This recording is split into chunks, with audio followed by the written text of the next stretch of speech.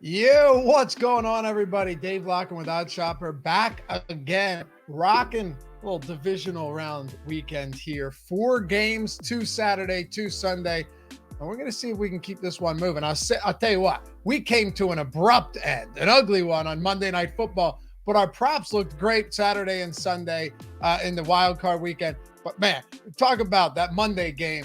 I will say, we didn't exactly catch lightning in a bottle with that one, but we got 4 games to talk about today. I'm very excited. And like I said, all throughout the playoffs, guys, doing the show a little later in the week. It's Thursday for whoever's watching it, whatever time. It's Thursday. I got all 4 games. And now that we actually have props released at a decent time, not all of them, but enough, I'm including 1 or more props in every one of these games to supplement the sides, especially because these lines are super sharp in the playoffs. We want to take all the advantages, find the actual edges that we can get, and that's what we'll do today. So hit that thumbs up, subscribe to the channel, leave a comment down below. I try and read and respond to all of them, and follow me at Loughy_D on the Twitters. Let's get it going.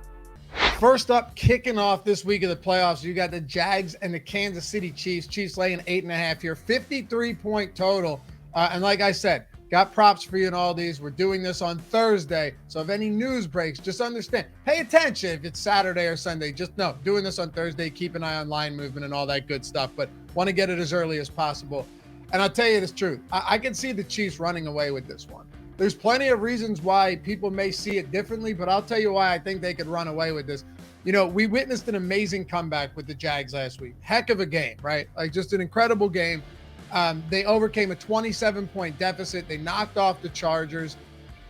But that's the Chargers, right? Like we said it all year. That's the Chargers, man. That's what they do. They find ways to lose games that they shouldn't. It was no different last week either. I mean, just a complete implosion. And it's like, oh, let's get rid of the offensive coordinator. We'll keep the head coach around. Let's find another scapegoat, as all of these teams do, and they run it back. It's absurd, but that's besides the point. The Jags still made a lot of mistakes in that game, like namely Trevor Lawrence throwing 4 interceptions in the first half. And I'm a big fan of Lawrence, but the Chiefs are nothing like the Chargers. They're not you're not going to get a spot where they just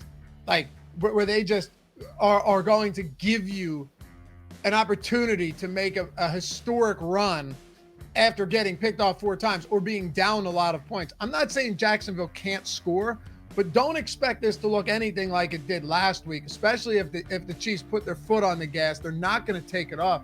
And look, I love Doug Peterson too. As an Eagles fan, you can see the shirt. There's a Dawkins jersey back here somewhere. I stay objective, though. We're here for money, not for fandom. I love Peterson. He got us our first Super Bowl in Philly. But that type of first half play calling was rough. I mean, really bad. Trevor Lawrence is out there just straight shitting the bed on every possession. And Doug goes, you know what, pal? Throw more. Let's not run against the dead last yards per attempt defense in the league when it comes to run defense. And then they finally do in the second half. ETN, thank God, because that was our favorite prop of the week, over 74.5 rushing yards. ETN comes in, ends up crushing that prop. They had a beautiful 4th and 1 play that he bounced outside, big run. But it's just not going to work against the Chiefs. And I know the Chiefs defense has struggled at times in the passing game, but Jacksonville ranks 30th in pass defense, DVOA. They're much worse in this department. And as good as Trevor Lawrence has looked at times, he is nowhere close to Patrick Mahomes. You're talking about the guy that is going to win the MVP this year. Come on. Like, I know KC lets teams hang around. I get that. And they haven't exactly crushed against the spread this season. We know that as well.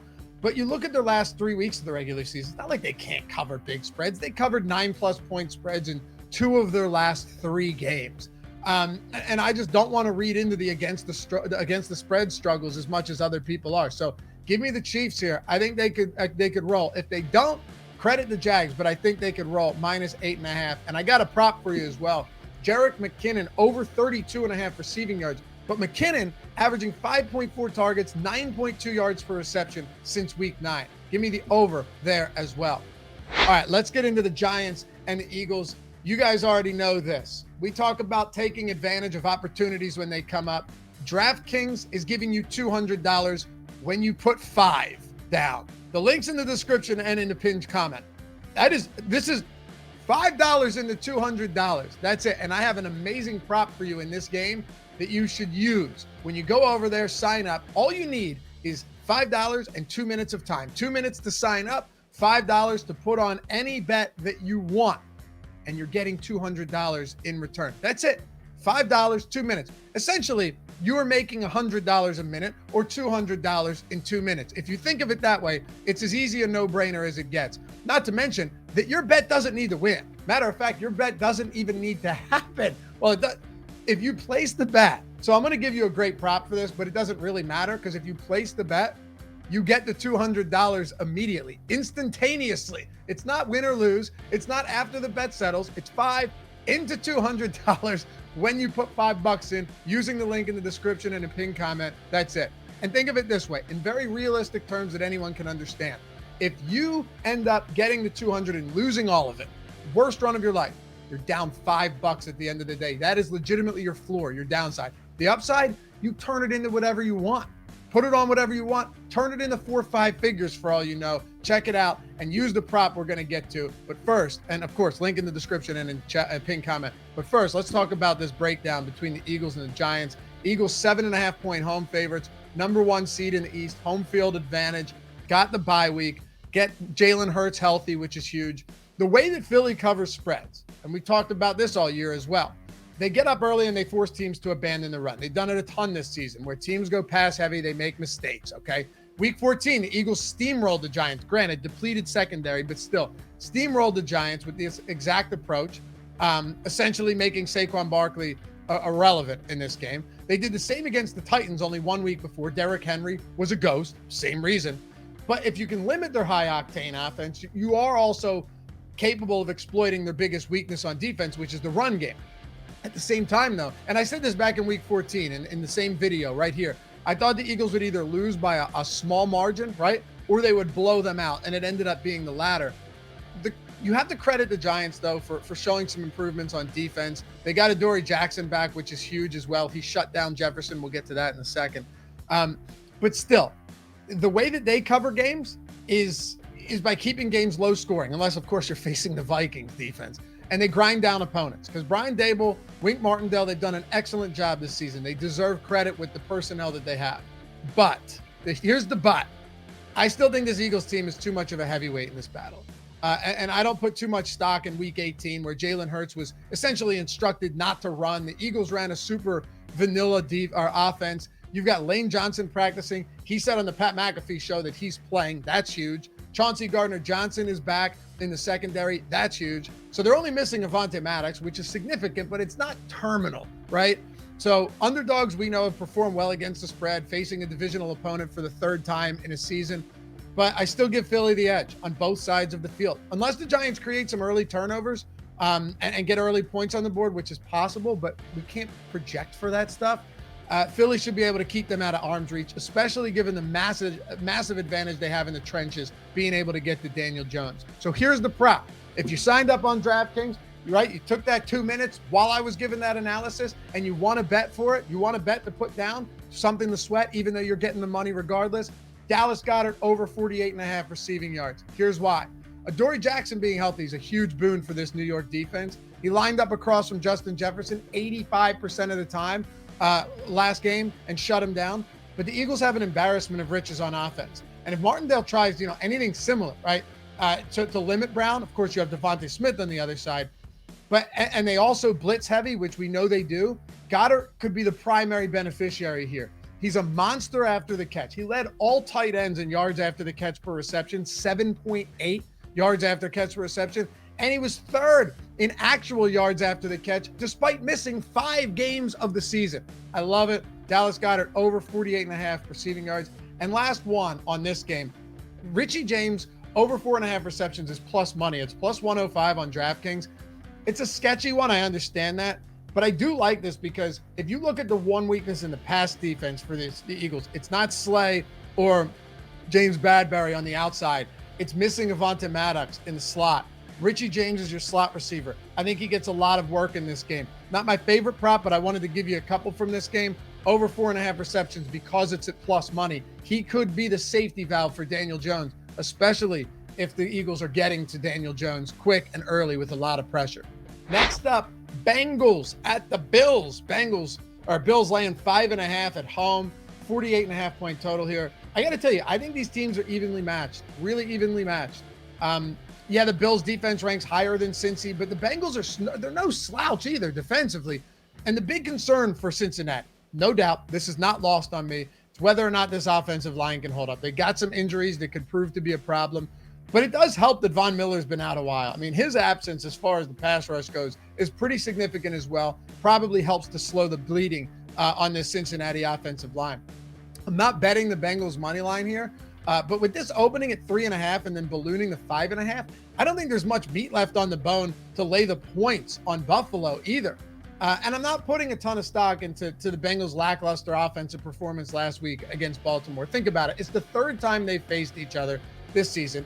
They just faced each other in week 18, and the Ravens' defense is absolutely dominant. They had something to play for as well. And I'm not saying the Bills' defense isn't really good. I mean, they are. But with the amount of weapons that Joe Burrow has at his disposal and the ability to get the ball out quick, one of the quickest pass catchers to get the ball out, which is going to be important, I don't see them falling behind big in this game. Think about this. The Dolphins, they left a lot of points and yards on the board last week, and that was with Skylar Thompson under center. Of course, week to week, you can pick and choose what you want, but it's still a spot where I think Cincinnati stays competitive here, right? Even the home field advantage plays big in Buffalo's favor. It's going to be cold, maybe some snow showers, but it's not like Cincinnati's a warm weather team. There's a lot to like for Cincinnati, maybe not to win, but definitely to keep this game competitive. You're talking about 5.5 points with a Bengals team that hasn't lost since October 31st and is 12-2-1 against the spread over their last 15 games. Come on now. All right, here's a prop for you. Gabe Davis, over 56.5 receiving yards, minus 115 on DraftKings. And if you're looking for a little fun here, his anytime touchdown prop is plus 155. Here's my thinking. Stephon Diggs is, of course, going to get work in this one, no doubt. But the Bengals are sixth in defensive DVOA against wide receiver ones this year. They're 31st against wide receiver twos. Not to mention, Davis leads the Bills with a 23% target share since week 15, his last 4 games, and he's sitting at 21% since week 10. Which is significant. 7+ targets, 7.1 targets per game over that stretch. Here's a last point for you guys.